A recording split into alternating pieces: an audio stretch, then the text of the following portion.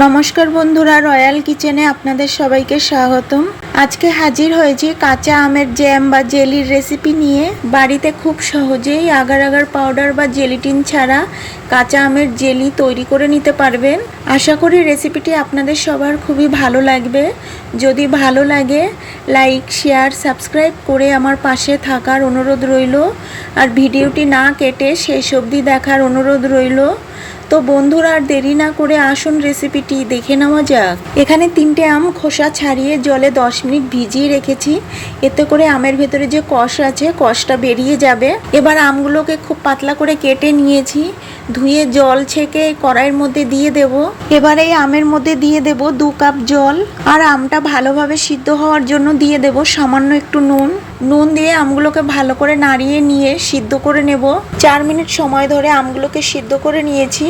আর আমের উপরে যে ফেনার সৃষ্টি হয়েছে এটাকে এইভাবে ফেলে দেব।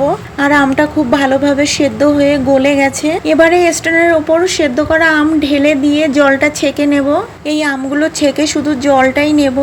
আর এই আম থেকে চাটনি বা শরবত বানিয়ে নিতে পারেন। গরমে আমের শরবত খেতে খুবই ভালো লাগে। এবার এই কড়াইয়ের মধ্যে ছেঁকে নেওয়া আমের জলটা দিয়ে দেব।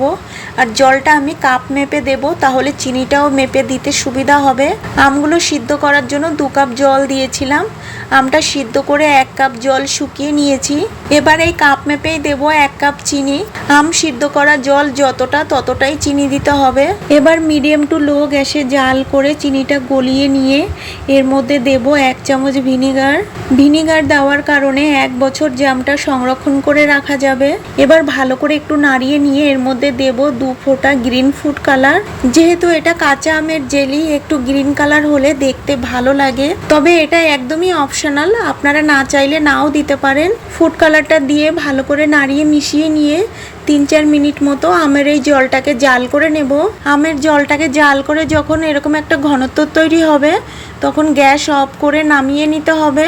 আর যে পাত্রে জেলিটা সেট করে নেব সেই পাত্রটা ভালো করে মুছে শুকিয়ে নিতে হবে, যেন কোনো প্রকার জল না থাকে।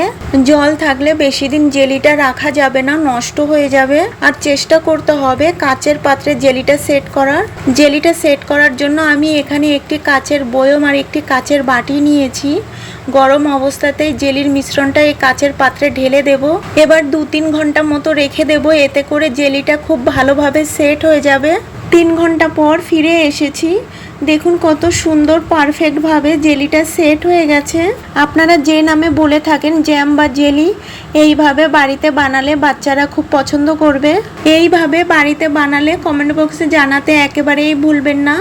আর পাশে থাকা বেল আইকনটি ক্লিক করে রাখবেন। এতে করে যখনই কোনো নতুন ভিডিও আপলোড দেব সর্বপ্রথম আপনার মোবাইলে পৌঁছে যাবে। সবাই ভালো থাকবেন, সুস্থ থাকবেন। আর আমার এই ভিডিওটা শেষ অবধি দেখার জন্য আপনাদেরকে অনেক অনেক ধন্যবাদ।